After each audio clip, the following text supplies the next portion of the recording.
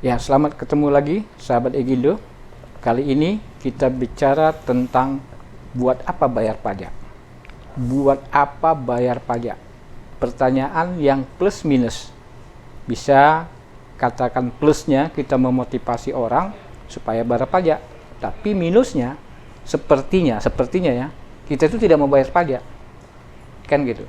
Tapi untuk jelasnya bersama saya ada Bapak Ruslitan. Beliau adalah seorang pengamat ekonomi sosial. Pak Rusli, apa itu pajak? Dan kemudian mengapa masyarakat bayar pajak? Lantas ada lagi pajak retribusi. Apa bedanya, Pak? Pajak retribusi. Karena masyarakat bilang, saya udah bayar pajak, kena retribusi lagi gitu. Kenapa? Saya mikir inilah kreativitas dari pemerintah pusat dengan pemerintah daerah. Mesti harus dibagi dua. Pemerintah pusat itu menarik pajak adalah untuk pembangunan seluruh negerinya. Nah, jadi biasanya pajak yang ditarik oleh pemerintah pusat itu pasti akan diterbitkannya dalam bentuk undang-undang perpajakan. Kalau yang retribusi itu biasanya diterbitkan oleh pemerintah daerah. Karena pemerintah daerah mempunyai kewenangan untuk menarik juga, misalnya dia punya lahan, dia bisa dipakai orang sebagai tempat parkir, maka diambillah di situ pajak retribusi. Jadi gini Pak, berarti yang tadi pajak itu sebenarnya pajak itu urusan undang-undang, kemudian retribusi urusan daerah. Dana. Artinya gini Pak, apapun namanya, apakah itu retribusi, apakah pajak, ujung-ujungnya kan mengeluarkan duit. Artinya masyarakat membayar sejumlah uang gitu ya. Nah berarti ini uang ini banyak nih Pak.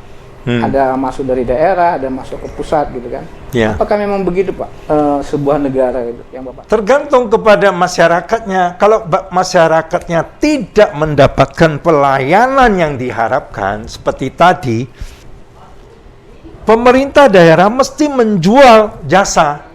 Jasanya apa? Bagaimana membuat orang tertarik. Itu dulu. Sama dengan pajak, orang beli barang PPN, terus perusahaan bisa membayar pajak PPh karena dia memproduksi sesuatu yang mempunyai daya kemanfaatan yang besar sehingga consumer mau beli. Itu baru muncul namanya pajak. Sehingga dengan pajak itulah akhirnya pemerintah pusat bisa membangun di setiap daerah misalnya jalan yang bagus, yang lebar, terus ada pelabuhan, ada macam-macam lah dibangunnya. Tapi kalau ini tidak muncul, siapa yang mau bayar pajak? Untuk apa dia bayar? Yang dia lihat itu cuma pejabat-pejabat menambah jalan tuh jadi sempit. Karena pejabat itu bawa mobilnya besar-besar, sedangkan jalan masih sempit. Nah ini yang pemerintah harus konsisten untuk membangun. Nah, artinya memang ada sesuatu yang diterima masyarakat ketika dia mengeluarkan uang untuk retribusi ataupun dia membayar pajak, kan gitu. Nah, kalau yang Bapak tengok sekarang ini, apakah itu pajak itu sudah sampai ke masyarakat kembali, itu yang dari pemerintah pusat, dan kemudian juga retribusi. Nah, bukan hanya buat retribusi, kalau tadi alasannya supaya jangan orang keluar, itu kan namanya sama dengan menghambat ekonomi. Nah, orang akan susah bayar pajak, kan gitu Pak ya. Nah, tapi sekarang implementasi daripada uang yang sekian jumlah itu udah diambil dari pajak, diambil lagi retribusi, artinya pusat juga punya dana, pemerintah daerah juga punya dana. Nah, ini dana ini sudah kembali nggak Pak ke masyarakat dalam implementasinya? Apakah pembangunan? Nah, secara global Pak, apa yang didapatkan itu sehingga orang tidak bertanya lagi, buat apa bayar pajak gitu? Kalau yang Bapak lihat bagaimana Pak, secara globalnya? Di sinilah saya mikir pemerintah harus menampilkan satu kebijaksanaan ketika dia mau menarik retribusi, lantas apa yang dia mau bangun? Sekarang kita tidak bisa menilai sudah ada atau belum ada. Karena kita tidak pernah diberitahu, saya nanti menarik retribusi, dapat sekian triliun, terus saya mau bangun apa? Saya mau bangun jalan menjadi 5 tingkat, atau 4 tingkat, atau 3 tingkat, atau tidak ada. Kita tidak tahu. Itu problem sekarang, Pak. Problem sekarang masyarakat itu dibebani dengan pajak, dibebani dengan distribusi, tapi dia tidak melihat apa yang akan dilakukan oleh pemerintah. Nah, sementara dana itu kan cukup besar, Pak. Nah, kalau begitu, di mana yang salah? Apakah aparatnya atau memang sistemnya yang salah? Sehingga uang yang begitu besar tidak dikelola secara maksimal. Justru kita dengar banyak korupsi. Kita harus melihatnya dengan sangat jernih ya. Tadi kembali lagi, pemerintah mau lakukan apapun, mesti harus dikasih tahu rancangan anggaran 2 tahun ke depan, saya butuh sekian, sehingga saya perlu menaikkan menjadi sekian. Nah, rakyat bisa mengikuti. Oke, 2 tahun kemudian kita mau bangun jalan menjadi 2 tingkat. Di mana? Berapa kilometer? Sekarang kita tidak tahu, kita tidak pernah diajak untuk mengetahui bahwa pemerintah ke depan naik retribusi sekian, terus kita akan menerima jasa apa. Kita tidak tahu. Jadi sangat sulit buat kita rakyat itu menilai apakah pemerintah sudah menjalankan peranan. Yang kita lihat adalah pejabat itu menambah moge, menambah mobil besar, menambah segala-galanya. Anaknya ada berapa, mesti ada mobil, mesti ada motor, mesti ada macam-macam. Itu yang bikin masyarakat ini sedikit bingung. Ini gajinya berapa ya? Kenapa kok bisa begampang ya? Oh, apakah akhirnya curiganya muncul? Jadi ke depan pemerintah mesti harus mengajak masyarakat untuk menjadikan bijaksana, menjadikan masyarakat itu merasa perlu untuk membangun. Kita ada yang mau bangun 2 tahun ke depan. Ya, tapi tadi ada yang menarik. Pak bilang rakyat itu seharusnya begitu dia bayar, dia punya tahu apa yang akan dibuat pemerintah. Iya. Nah, itu mungkin caranya gimana, Pak? Apakah ada informasi sebelumnya dana pajak sekian untuk alokasi bla bla bla? Sebenarnya ada, Pak. Itu seperti itu. Ada. Kita kalau nasional ada namanya Bappenas. Kalau daerah ada namanya Bapeda. Itu biasanya duduk bersama dengan anggota Dewan Terhormat di daerah maupun di pusat untuk membahaslah sesuatu pembangunan ke depan, anggaran sekian untuk membangun ini. Nah, nanti yang namanya parlemen inilah yang mengawasin. Dulu you bilang 3 tahun kemudian you mau bangun ini dengan naikin 60.000. Kok sekarang kok belum muncul? Tapi ada persoalan, Pak. Begitu dana masuk ke pemerintah, itu kan satu buku, Pak. Namanya APBN. Nah, di APBN itu kan mulai Sabang sampai Merauke, apakah itu pajak macam-macam tadi, ada PPh 21 segala macam, itu kan masuk di satu buku istilahnya, satu rekening gitu, Pak. Namanya APBN, Anggaran Belanja Negara. Kalau daerah APBD. Nah, kalau menurut Bapak, apakah bisa keterbukaan sampai sekian triliun gitu? Nah, sementara di situ kan tidak disebutkan dana misalnya Pemda DKI, anggaran belanjanya sekian triliun, itu kan tidak dijelaskan untuk pos-posnya dikatakan, tapi tidak dikatakan berapa uang di pos ini, di pos ini gitu. Apakah yang Bapak maksud tadi harus lebih?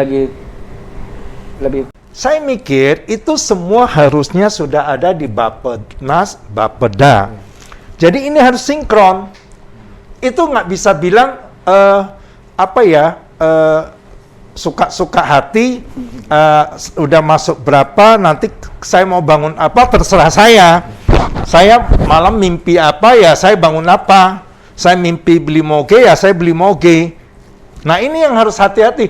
Inilah peranan tugas yang namanya parlemen. DPR harus mengawasin pemakaian anggaran. Nah, yang itu yang kita sebenarnya harapkan. Sekarang di Komisi Anggaran di DPR itu sudah jalan nggak, Pak? Kalau kita lihat seolah-olah sangat galak. Sangat galak. Tapi saya tidak tahu, tidak pernah dikasih rakyat lihat apple to apple. Galaknya bicara apa? Gitu loh. Misalnya mau bangun pelabuhan di sini. Nah, kenapa 3 tahun kemudian tidak dulu waktu diajukan? Harusnya pengajuan setiap kali retribusi maupun pajak yang mau dibebankan kepada masyarakat. Karena DPR itu parlemen adalah mewakili kepentingan dari rakyat. Nah itu tadi Pak masalahnya, DPR masih belum jelas untuk sebagai sebenarnya bagi badan yang mengawasi ya, di samping Bappenas, Bapeda. Nah tapi yang menarik ketika yang Bapak bilang tadi, rakyat sudah bayar pajak, kemudian yang kita tengok aparatnya mewah-mewah gitu kan. Nah muncul lagi berita Pak, justru dikorupsi lagi uangnya gitu. Nah itu yang masalah sekarang Pak. Nah jadi buat apa bayar pajak? Kan muncul apatis daripada masyarakat itu. Nah yang Bapak tengok bagaimana penegakan hukumnya Pak? Saya mikir sekarang ini KPK itu yang sebelumnya mereka itu bisa OTT, ya kan? Hanya berdasarkan OTT. Tapi kalau yang seperti sebenarnya kalau semuanya berdasarkan rancangan pembangunan, terus rancangan anggaran, harusnya tidak perlu OTT pun ketahuan. Karena yang dianggarkan untuk bangun ini 3 tahun kemudian keluar nggak itu? Kalau nggak berarti diskresi. Diskresi karena apa? Karena bencana di sana atau bagaimana? Karena ini anggaran dipindahkan untuk bencana. Jadi saya mikir ke depan itu selain kita mesti cinta bangsa, kita mesti harus punya satu sistem yang bisa masyarakat rakyat dengan sangat gampang melihat perbedaan-perbedaan apa yang sudah dibangun, apa yang belum. Seperti sekarang 60.000. Nah, bagaimana masyarakat dilibatkan untuk mengawasin itu? Tapi tadi Pak mengenai tadi kan dana yang begitu besar, kemudian justru ada lihat aparat kita yang pejabat-pejabat yang berpoya-poya, bahkan ya beberapa kasus itu kan bukan sedikit yang Mbak bilang tadi KPK mengenai OTT tadi. Tapi sebenarnya tidak hanya sebatas OTT, kita mau tahu penegakan hukumnya. Nah sebenarnya di Undang-Undang KPK itu bisa lebih maksimal lagi hukumannya, tapi kenapa itu tidak dilakukan oleh para hakim di KPK itu?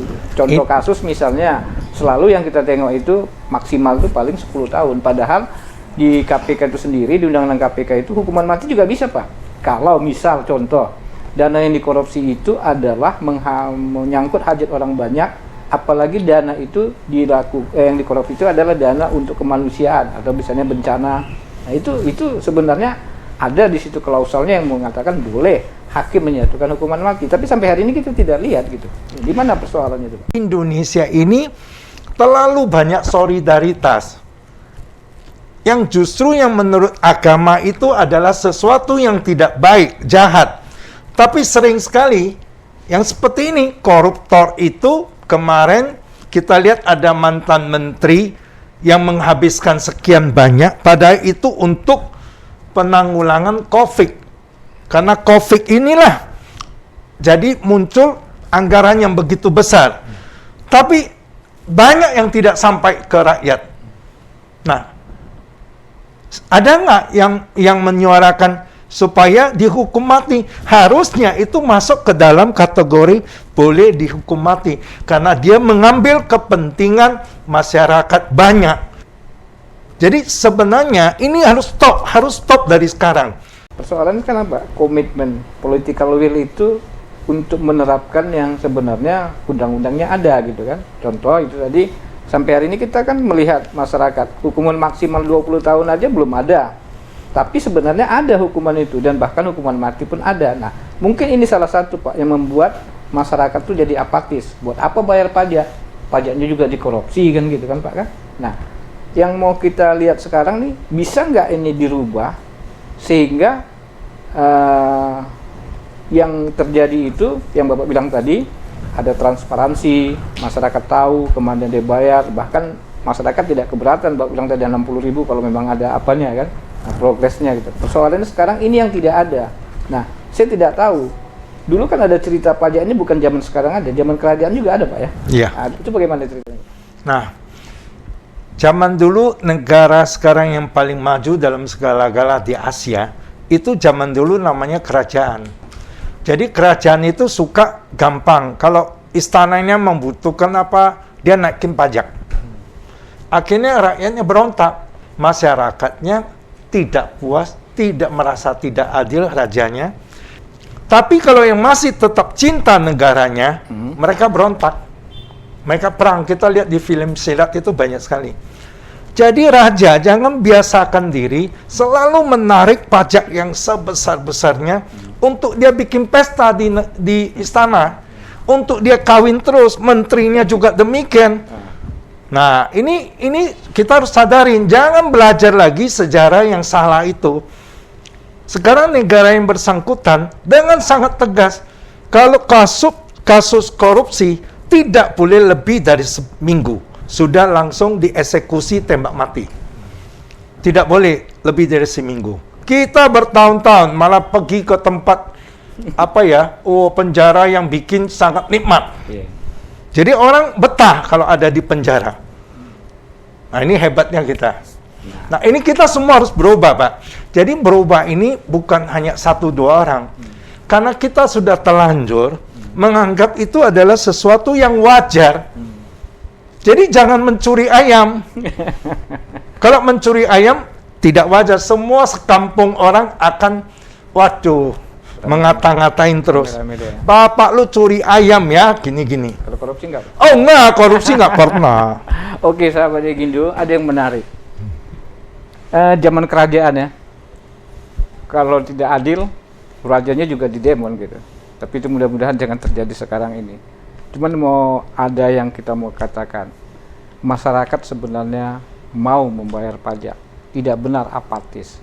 Tapi masyarakat juga ingin kemana uangnya yang dibayarkan itu, sehingga dia bisa merasakan apa yang dia beri, apa yang dia terima. Saya kira itu yang paling penting. Oke, sahabat Egindo, saya tidak menyimpulkan.